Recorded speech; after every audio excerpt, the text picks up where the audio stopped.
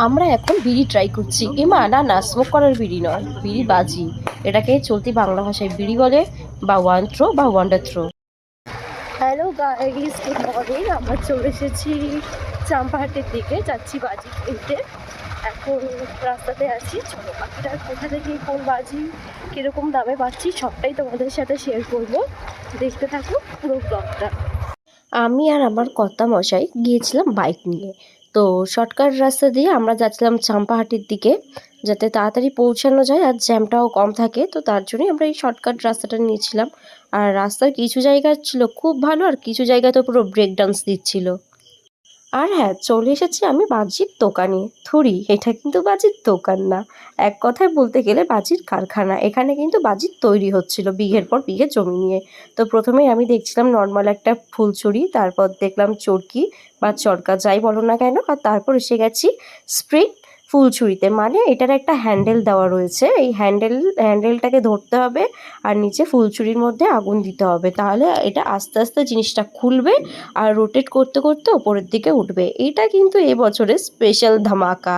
আর তার সাথে রয়েছে ফানুস, অনেকগুলোই ফানুস নিয়ে নিয়েছি। আর এটা হচ্ছে ওয়ান থ্রো বা ওয়ান্ডার থ্রো, যাই বলো না কেন, জাস্ট একবার ছুড়লে পাটাস করে আওয়াজ হবে। এটা হচ্ছে 30 শট। হ্যাঁ, এই যে ব্যক্তির ছবি দেখতে পাচ্ছেন আপনারা, এই হচ্ছে সেই ব্যক্তি, ঠিক আছে। এটা লাল হবে না? হ্যাঁ, এই যে রেড বক্স মানে এটা লাল হবে, এটা রেড আছে, এটা গ্রিন আছে। ওকে। কিন্তু এটা চড়া করে ফাটবে, লাল নীল বলের সাথে বেরোবে, এটা বিশাল বড় ঝাড় নেবে। মিনিমাম 50 ফুট হাইট হবে এটা। আচ্ছা, গাইস, এই যে তুবড়িটা দেখছো, এই তুবড়িটা শিকারি ব্রাদার্স থেকে নেওয়া, জিৎ শিকারি এবং স্মৃতিকন্যা শিকারি। এই তুবড়িটার একটা মাহাত্ম্য আছে। সেটা কি, কেমন? এটা হচ্ছে 50 ফুট পর্যন্ত হাইট নেবে। আকাশে যখন এটা বাস্ট হবে, আকাশের মধ্যে 50 ফুট উঁচুতে উঠবে এবং এটার বিভিন্ন রকম কালারিংভাবে, যেমন আমরা ঝাড়বাতি দেখি দুর্গাপুজোয়, ঠিক ওরকমই ঝাড়বাতির মতো হয়ে এটা পড়বে, ঠিক আছে। এটার মাহাত্ম্য হচ্ছে এই, ঠিক আছে ভাই।